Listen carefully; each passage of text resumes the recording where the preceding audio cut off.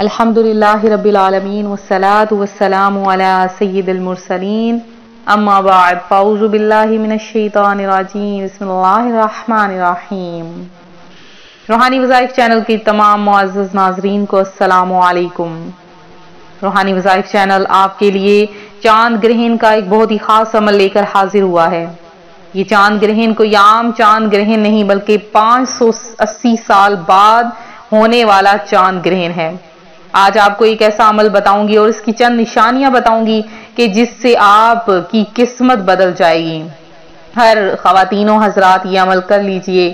چاند اور سورج گرہن لگنے کی وجہ کیا ہے وہ بھی آج کی اس ویڈیو میں آپ کو بتاؤں گی۔ اس سے پہلے میں اپنے تمام اور نئے آنے والے ویور سے گزارش کرتی ہوں جو ابھی ہمارے چینل پر نئے آئے ہیں کہ ہمارا چینل روحانی وظائف کو ضرور سبسکرائب کر لیں اور ساتھ یہ بیل آئیکن کا بٹن بھی پریس کریں تاکہ ہر آنے والی نئی ویڈیو آپ تک سب سے پہلے پہنچ سکے۔ قیس رضی اللہ تعالی عنہ سے روایت ہے، میں نے ابن مسعود رضی اللہ تعالی عنہ فرماتے ہوئے سنا کہ رسول اللہ صلی اللہ علیہ وآلہ وسلم نے فرمایا، سورج اور چاند کسی کی موت کے سبب نہیں گہناتے بلکہ وہ خدا کی نشانیوں میں سے ایک نشانی ہے۔ جب تم گہن دیکھو تو نماز پڑھو۔ مغیرہ بن شعبہ رضی اللہ تعالی عنہ روایت کرتے ہیں، رسالت مآب صلی اللہ علیہ وآلہ وسلم میں جس دن ابراہیم یعنی فرزند رسول کا انتقال ہوا، سورج کو گہن لگ گیا۔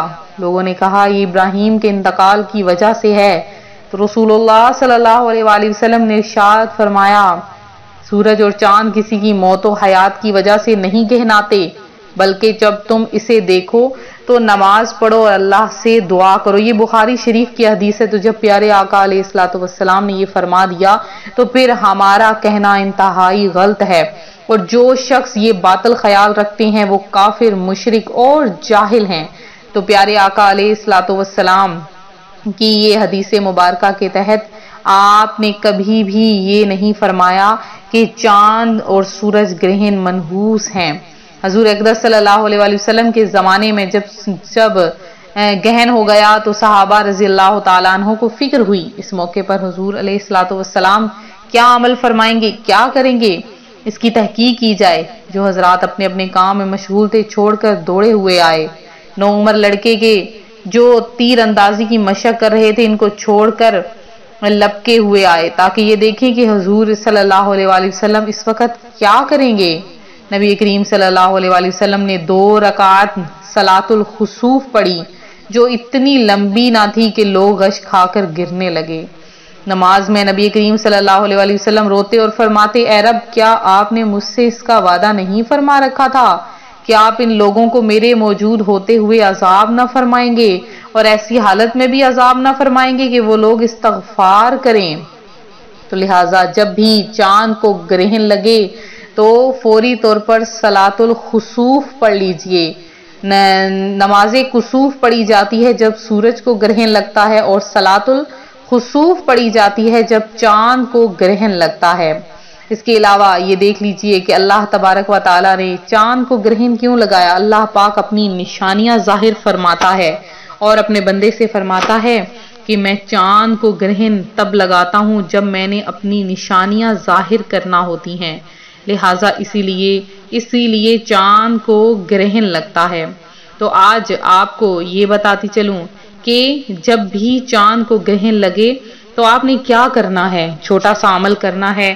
تو آج جو چاند کو گرہن لگ رہا ہے تو جمعۃ المبارک ہے اور ہفتے کی رات ہوگی۔ چاند گرہن 3 گھنٹے 28 منٹ اور 23 سیکنڈ تک جاری رہے گا، جو 2021 سے 2100 کے درمیان 100 سالوں میں ہونے والے کسی بھی دوسرے گرہن سے زیادہ طویل ہوگا۔ زمین پر رہنے والے 21ویں صدی میں کل ملا کر ٹوٹل 228 چاند گرہن دیکھے گی، اور 19 نومبر کو ہونے والا اور 20 نومبر کو ہونے والا طویل ترین چاند گرہن پاکستان کے کسی بھی حصے میں زیادہ تر دیکھا جا سکے گا۔ البتہ چاند گرہن بھارت کے شمالی مشرقی ریاستوں میں جزوی طور پر دیکھا جائے گا، تاہم امریکہ میں چاند گرہن کا واضح نظارہ کیا جا سکے گا۔ چاند گرہن کے دوران چاند سرخی یا زردی مائل رنگت اختیار کرے گا۔ تو جیسے ہی چاند کو گرہن لگے آپ نے یہ ورد کرنا شروع کر دینا ہے، وہ ورد کیا ہے، اور ساتھ آپ نے 2 رکعت نماز صلاۃ الخسوف کے پڑھنی ہے۔ اس میں آپ نے 3 بار سورہ اخلاص پڑھنی ہے۔ نیت کر لیجئے کہ میں صلاۃ الخسوف کی نیت کرتی ہوں، اور پھر آپ نے جب صلاۃ الخسوف ادا کرنی ہے تو آپ نے اس سلام پھیرنے کے بعد صرف اور صرف 5 منٹ لگاتار آپ نے کیا کرنا ہے کہ استغفر اللہ استغفر اللہ استغفر اللہ کا ورد کرنا ہے۔ آپ کی جتنی بیماریاں ہوں گی ختم ہو جائیں گی، جتنی آزمائشیں ہوں گی ختم ہو جائیں گی، آپ کی تمام دعائیں، تمام حاجتیں پوری ہو جائیں گی۔ تو بالکل چھوٹا سا آسان سا عمل ہے، آپ اس عمل کو ضرور کریں، اور ویڈیو کو لائک بھی کریں، شیئر بھی کریں، چینل کو سبسکرائب کریں۔ میرے جن بہن بھائیوں نے خصوصی دعا میں حصہ لینا ہے وہ ضرور دعا میں اپنا نام شامل کروائیں، درود پاک پڑھ کے اپنا نام شامل کروائیں۔ ملتے ہیں اپنے اگلے وظیفے کے ساتھ، فی امان اللہ۔